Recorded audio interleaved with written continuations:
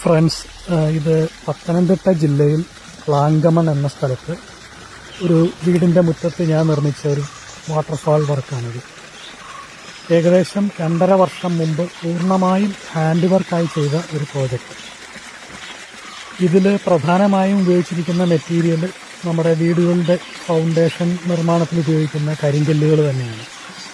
കരിങ്കല്ലുകൾ ഉറപ്പിക്കുന്നതിന് concrete ഉപയോഗിച്ചിട്ടുണ്ട്.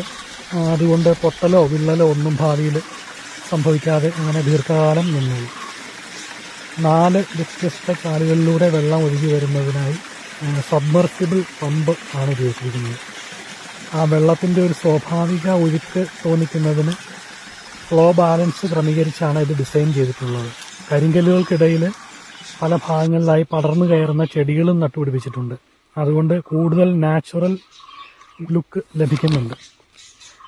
പ്രകൃതിയോടൊപ്പം ലയിച്ചു നിൽക്കുന്ന ഒരു ശാന്തത, ഒരു ഭംഗി ഫീൽ ചെയ്യുന്നുണ്ട്. ഒരു വീട്ടുമുറ്റം അങ്ങനെയുള്ളതാണ് വെള്ളച്ചാട്ട നിർമ്മാണം.